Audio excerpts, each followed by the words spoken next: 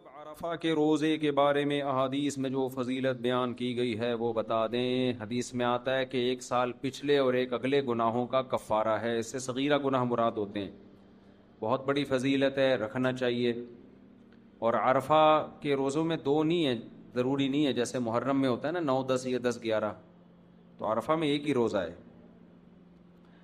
اور عرفہ ہم سعودیہ کے حساب سے نہیں کریں گے, ہمارا عرفہ جو ہمارے حساب سے ہوگا, کیونکہ جتنی بھی عبادتیں ہیں ٹائم ان کے لیے سبب ہوتا ہے.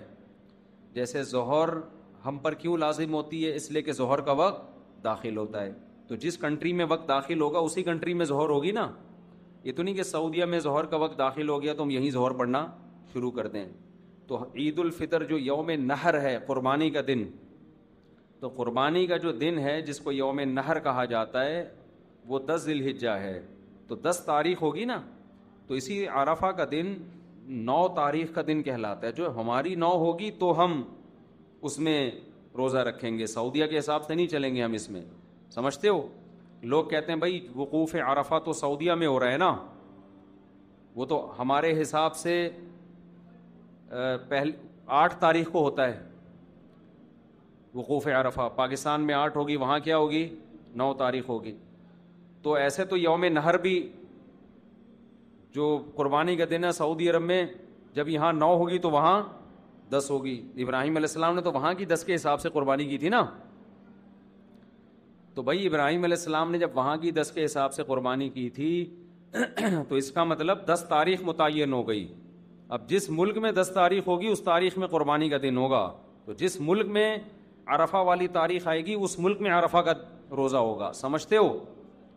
ویسے بھی یہ اتنی الوجیکل سی بات ہے کہ آپ سعودیہ کے حساب سے عرفہ منائیں کہ وقوف عرفہ سعودی عرب میں جب شروع ہوتا ہے نا, تو جو ممالک سعودیہ سے 12 گھنٹے پیچھے ہیں ان میں تو عرفہ کا دن ہی شروع نہیں ہوتا.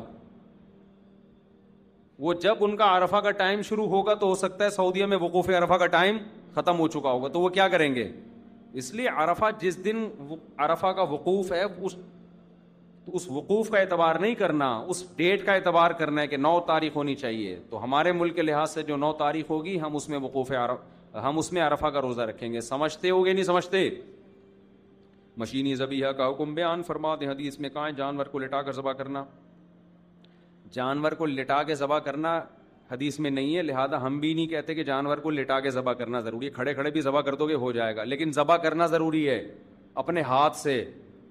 مشینی ذبح میں مشین کر رہی ہوتی, آپ تھوڑی کر رہے ہوتے ہو. سمجھتے ہو؟ اور اس پر آپ نام لوگے ذبح کرتے ہوئے. تو ذبح کرنے کی ڈیفینیشن ہی ہے کہ چھری چلا رہے ہو یا تیر پھینک رہے ہو, جیسے شکار میں تیر پھینکا جاتا ہے. تو اس لیے مشین کو بٹن دبا دیا اور مشین بلیڈ کے ذریعے ذبح کر رہی ہے, وہ حرام ہے, بالکل جائز نہیں ہے.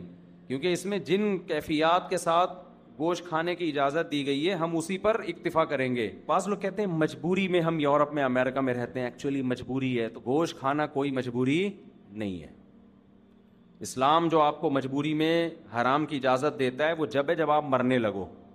تو جب آپ خدا نخواستہ یورپ امریکہ میں مرنے لگو, اول تو وہاں اتنی آرام سے مرنے نہیں دیتے آپ کو. وہاں تو پولیس کی طرف سے پابندی ہے مرنے پر کہ جب سب کچھ مل رہا ہے تو مرا کیوں؟ صحیح ہے نا, تیرا علاج فری ہے. آپ کہیں فٹ پاتھ پہ پڑے ہوئے ہو, آپ کو کوئی ٹرسٹ اٹھا کے لے جائے گا ہسپتال میں.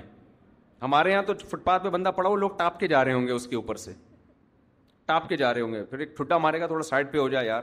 یہ نہیں دیکھیں گے یہ مرا پڑا ہوا کیوں ہے, اس کی مجبوری کیا ہے. تو وہاں ایسا نہیں ہوتا. تو خیر اگر خدا نخواستہ کوئی مرنے لگے تو پھر تو سور کھانے کی بھی اجازت ہے, پھر مشینیں سے بھی کی بھی اجازت ہے. وہاں ایسے اس لیے بیس پہ تھوڑی کھا رہے ہیں. وہاں تو یہ کہ ایکچولی مہمان آئے ہوئے ہیں, چکن اب یہی مل رہی ہے, تو ایکچولی کیا مجبوری میں کیا ہے, کھا لو. مردار ہے.